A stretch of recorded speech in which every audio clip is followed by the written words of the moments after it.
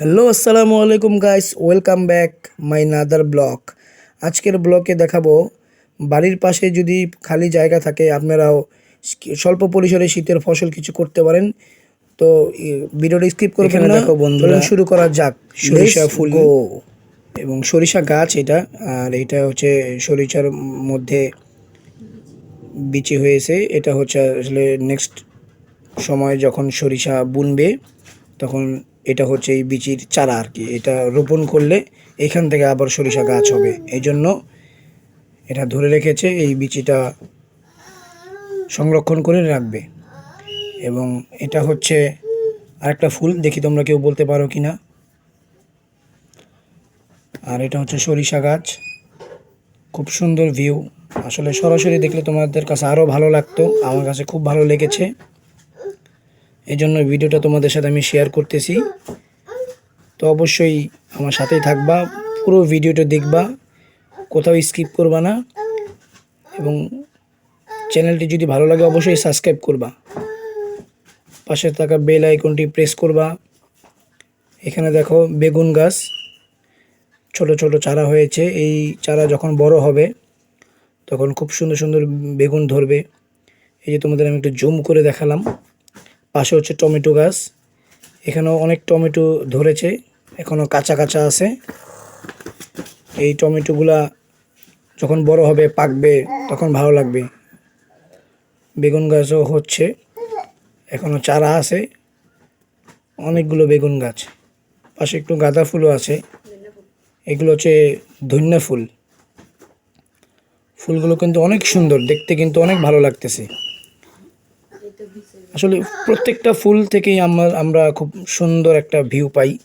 আর এই ধনিয়া ফুল এইভাবে রাখার কারণ হচ্ছে এখান থেকে বীজ হবে, যে বীজ আগামীতে আবার লাগাবে, লাগানোর পরে ওইখান থেকে ধনে পাতা হবে। এটা হচ্ছে তোমার পেঁপে গাছ।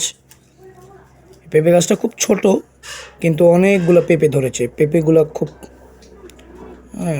ভালো একটা পেঁপে, দেখেই বুঝে এটা জাত ভালো। এখানেও কিছু সরিষা আছে। এই ভিউটা অনেক সুন্দর। সরিষা যখন আরও বেশি ফুল ফুটবে, পুরো জায়গাটা হলুদ হয়ে যাবে, তখন ভিউটা আরও সুন্দর লাগবে, ভালো লাগবে। এই পাশে কিছু ফুল হয়েছে, এগুলো একটু বড় গাছ, এই জন্য ফুল হয়ে গেছে। আসলে সরিষা ক্ষেতের মাঝখানে কোনো ছবি তুললে বা পিক তুললে তখন ওই পিকটা কিন্তু আরও ভালো লাগে, চারপাশে হলুদের সমারোহ।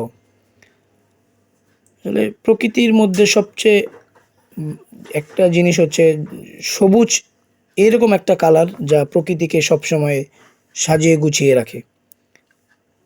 তো প্রকৃতির সবচেয়ে ভালো কালার হচ্ছে সবুজ, যেটা আমরা সবসময় দেখি। সবুজের সাথে আমাদের সাথে একটা সম্পর্ক আছে।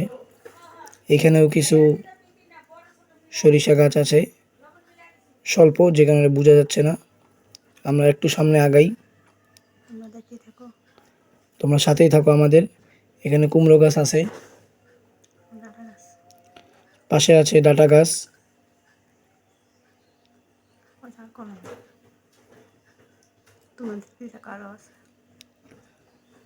অবশ্যই আমাদের চ্যানেলটা সাবস্ক্রাইব করে দিবা, পাশে থাকা বেল আইকনটি প্রেস করে দিবা এবং লাইক করবা, কমেন্ট করবা, শেয়ার করবা।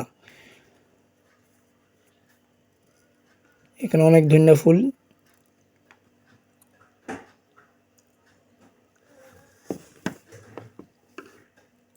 পাশে কিছু সরিষা গাছ আছে।